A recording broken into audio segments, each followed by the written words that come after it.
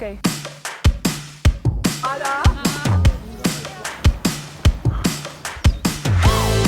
Привет, это Юля и канал «Наблюдаю с другой стороны». Сейчас мы находимся в кофейном регионе Колумбии, который называется Кафетеро, кофейный. Мы посетим долину самых высоких пальм и насладимся безумно красивой природой Колумбии.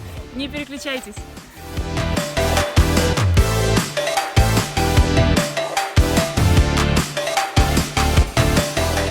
В Колумбии есть невероятной красоты место, украшающее центральную горную цепь колумбийских Анд. Это точно один из шедевров природы. Даже сложно поверить, что это реальность, а не вымысел. В этом выпуске мы совершим путешествие в мир истинного колумбийского очарования. Добро пожаловать в долину Кокора! Сегодня мы едем на вот таких джипах.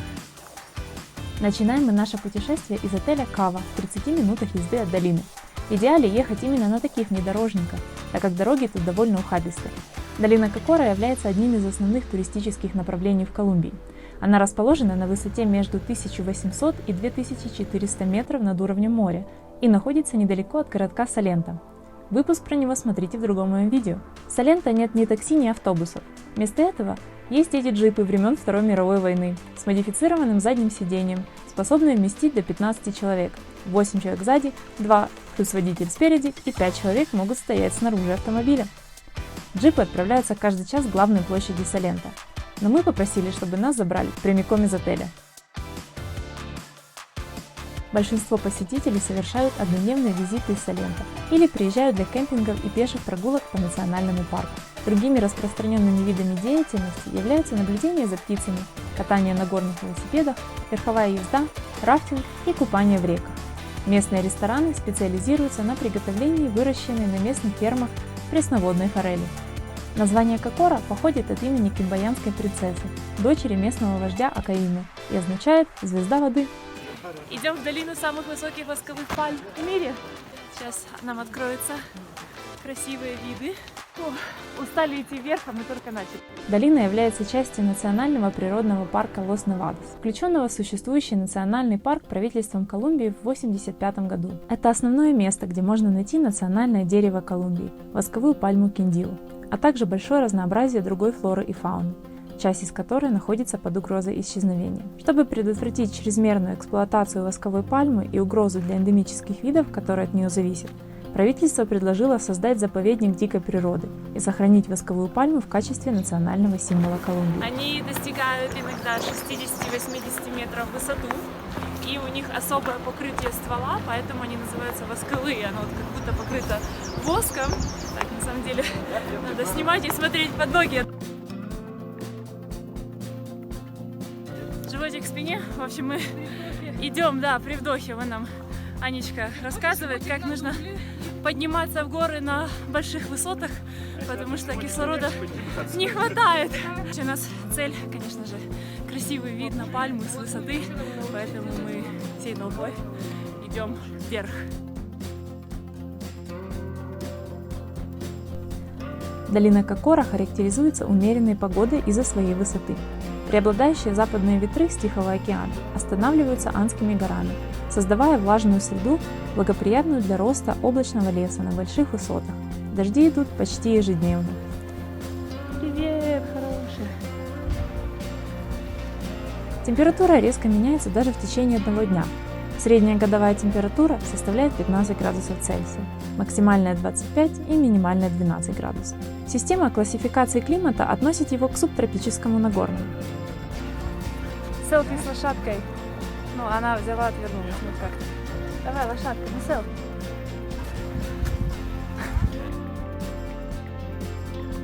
Ради этих пальм мы даже притащили платье, переоделись и немножко пофотографировались. Когда вы будете в самой долине, у вас будет несколько вариантов. Ленивый, то есть остаться стоять у входа, фотографируя восковые пальмы, или другие два варианта – пешая прогулка и верховая езда по прекрасным сельским тропинкам, пересекающим это чудесное природное зрелище. Гид вам особо не нужен, хотя временами тропа может быть сложной, особенно если был сильный дождь, это все равно довольно простая петля с множеством других туристов, которые будут сопровождать вас по пути. Поход относительно пологий, с парой коротких крутых подъемов. Единственная трудность для дыхания может возникнуть из-за непривычной высоты над уровнем моря. Самое впечатляющее скопление этих деревьев вас ждет ближе к концу похода, когда вы пройдете по пышному участку долины, затмеваемой сотнями почти доисторических пальм. Это просто уникальный природный ландшафт и, безусловно, изюминка Колумбии. Вот мы дошли до видовой точки с вершины на восковые пальмы, на эти высокие, огромные, красивые пальмы. На самом деле они должны расти в джунглях, да, то есть достаточно заросшей местности, но из-за вырубки лесов, агрикультуры очень много территорий оказалось вот уже такие голые пальмы. Но эту территорию уже охраняют, это национальный парк, и дальше вырубки лесов не будет.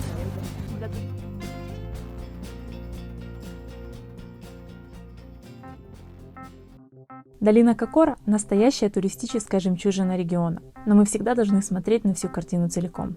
Несмотря на то, что сама долина захватывает дух, а гигантские восковые пальмы впечатляют, это также грустное напоминание о том, как человек может влиять и изменять природу, поскольку естественной средой обитания пальм являются не обезлесенные холмы, а густые джунгли. Первая проблема заключается в растущем числе сельскохозяйственных угодий и их владельцев, которые вырубают леса на холмах в этом районе, чтобы расширить пастбище для своего скота. Вторая проблема, к сожалению, это туризм. Конечно, гораздо красивее видеть восковые пальмы на зеленых склонах, где нет других деревьев. Это тоже одна из причин, по которой местные жители вырубают лес. Восковые пальмы тогда не растут в естественной среде обитания, а взрослые деревья, которые мы видим вокруг, фактически умирают, не имея возможности размножаться. Как такое возможно? Что ж, не осталось диких животных, которые могли бы распространять семена, фермеры сжигают землю и эти семена, а скот ест остатки. Такие места, как долина Кокора, часто заставляют нас задуматься о том, что же мы можем улучшить сами, и это всегда возвращает нас к вопросу об устойчивом туризме. Пока еще не поздно. Вот так выглядит эта необычная долина восковых пальм. Сюда не так сложно добраться. Городок Салента небольшой, но достаточно привлекательный для туризма. Есть очень много мест, где можно остановиться. Тем не менее, регион еще не переполнен группами туристов. Можно приехать, насладиться немножко так в одиночестве, посидеть на склоне, посмотреть на эти пальмы. Удивительный вид. За счет климата здесь всегда практически тучки, может пойти дождь, практически круглый год, наверное. Сейчас мы находимся в такой уже начальный сезон дождей, поэтому небольшой дождь моросил. Склоны то вверх, то вниз. Есть разные тропы. То есть можно пойти на 3-4 часа, подняться вверх на главную видовую точку и спуститься вниз, что мы сейчас и делаем. Или, если у вас есть время и желание, то можно пойти на хайк. Где-то 7 часов он занимает, обойти практически все горы долины. В сезон дождей не сильно рекомендуют, потому что там болота образовываются из-за сильных дождей. Но вид того стоит, место прекрасное. Я очень надеюсь, что дальше леса вырубать не будут для того, чтобы оголять склоны, и эти пальмы выглядели вот так красиво, необычно. Долина прекрасная. Если вы смотрели мультфильм «Энканто», там она как раз представлена, дом находится в долине Энканто. Я разбирала это в одном из своих видео. И вот обещанный выпуск. Напишите мне обязательно ваши впечатления, комментарии. Путешествуйте, это того стоит. Наблюдайте за жизнью с разных сторон. Это всегда дает море позитивных эмоций, впечатлений и ощущения глобальности жизни.